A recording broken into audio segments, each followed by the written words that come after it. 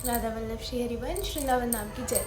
तो आज का जो ब्लॉग का टॉपिक है वो है कि हम एकादशी व्रत का पालन कैसे करें, या उसमें क्या क्या नियम होते हैं, या हम क्या क्या नियम फॉलो कर सकते हैं। तो बहुत लोगों का प्रश्न ये रहता है कि जो अविवाहित लड़कियां हैं जिनकी शादी नहीं हुई है, क्या वो व्रत कर सकती हैं, या हम व्रत कर सकते हैं क्या, या एकादशी का व्रत कौन कौन कर सकता है। तो एकादशी का व्रत कोई भी कर सकता है, कोई भी, चाहे वो विवाहित हो चाहे वो अविवाहित हो। तो जैसे जब मैंने आज से 1.5 साल पहले 11 के व्रत रखने की बात कही थी घर पे कि मैं एकादशी का व्रत रखूँगी, तो मेरी दादी ने मुझे ये कह के मना कर दिया था कि जो लड़कियां हैं, जो अविवाहित लड़कियां होती है, वो 11 का व्रत नहीं रखती है, एकादशी नहीं रखती हैं। बट मैंने पंडित जी से पूछा कि मैं 11 का व्रत रख सकती हूँ कि नहीं रख सकती हूँ, तो उन्होंने कहा कि आप रख सकती है, चाहे अविवाहित हो चाहे विवाहित हो, हर कोई ये व्रत रख सकता है। कैसे पता चलेगा कि 11 कब है?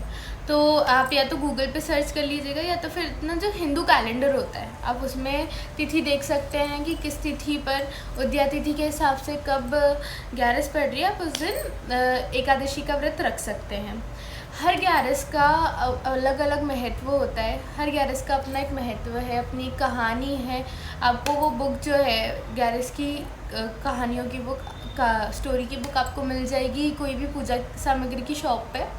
और आप चाहे तो आप गूगल पे भी सर्च कर सकते हैं, जैसे भीमसेनी एकादशी हो गई, निर्जला एकादशी हो गई, देवसोनी 11 हो गई, देवउठनी 11 हो गई, डोल 11 हो गई। अलग अलग तरीके की 11 होती है, महीने में 2 बार 11 आती है। तो हर 11 की एक अपनी स्टोरी है, और आप वो सुन सकते हैं, गूगल से यूट्यूब से सुन सकते हैं, या बुक परचेस कर सकते हैं और अपनी कहानी पढ़ सकते हैं। तो आपको 11 के दिन क्या करना चाहिए? एकादशी के दिन आप बहुत ज़्यादा नाम जाप करिए, आप किसी की बुराई मत करिए, आप अपना दिन भजन में निकालिए, कीर्तन में निकालिए। आप उपवास रख रहे हैं तो जितना समय आप खाना खाने में लगाते हैं उतना ध्यान आप भजन में लगाएं। कोशिश करिए कि आप दिन में ना सोएं, जितना जल्दी हो सके उतना जल्दी उठे अच्छे से। बहुत लोगों का प्रश्न ये भी रहता है कि हम एकादशी का व्रत कैसे करें, क्या खाना चाहिए क्या नहीं खाना चाहिए। तो अगर आप नॉनवेज खाते हैं या आप लहसुन प्याज भी खाते हैं तो आप फिर भी एकादशी का व्रत कर सकते हैं। एकादशी का व्रत कोई भी कर सकता है, बट इसमें रूल्स ये रहते हैं कि आपको एक दिन पहले, 11 के एक दिन पहले जब दशहरा रहता है उस दिन आपको कुछ ऐसे किसी भी वस्तु का सेवन नहीं करना है, जैसे मदिरा हो गई या मांस हो गया या सिगरेट्स हो गई, या कुछ भी ऐसा कुछ भी करते हैं जो शास्त्र के खिलाफ है। तो आपको ऐसी कुछ भी चीज़ खानी पीनी नहीं है एक दिन पहले। और आप ध्यान रखिएगा कि एक दिन पहले रात को आप चावल ना खाएं। और दूसरे दिन जिस दिन 11 रहती है, 11 वाले दिन 11 3 से 4 प्रकार के तरीके के व्रत होते हैं जो लोग करते हैं बेसिकली। जैसे पहला तो होता है कि निर्जला व्रत रखते हैं, पूरे दिन पानी नहीं पीते हैं। और कुछ लोग होते हैं जो फलाहार करते हैं, जैसे फ्रूट्स हो गए, फ्रूट्स ले लेते हैं, जूस ले लेते हैं। कुछ लोग होते हैं जो साबूदाने की खिचड़ी नमक के उस पर करते हैं, जैसे जो सेंधा नमक हो गया उसकी खिचड़ी बना के खा ली, या मूर्धन खा लिया, या आलू की चिप्स खा ली। तो ये जो 2-3 तरीके हैं जिस तरीके से व्रत किया जाता है एकादशी का। और आपको ये ध्यान रखना है कि आपको बस अन्न नहीं खाना है उस दिन।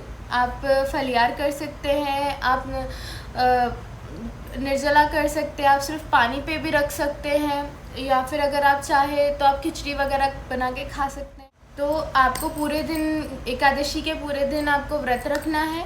नेक्स्ट डे आप पारण कर सकते हैं। पारण का वक्त आप कैलेंडर में देख सकते हैं, गूगल पे सर्च कर सकते हैं कि आप कितने बजे पारण का वक्त है। हर जगह का टाइम अलग अलग होता है, हर तिथि का अलग अलग होता है, तो आप अपने कैलेंडर में देख के वो समय पे पारण कर सकते हैं। तो बहुत लोगों का प्रश्न ये भी होता है कि हम 11 वाले दिन तुलसी जी को स्पर्श करें या ना करें, उन्हें जल अर्पित करें या ना करें।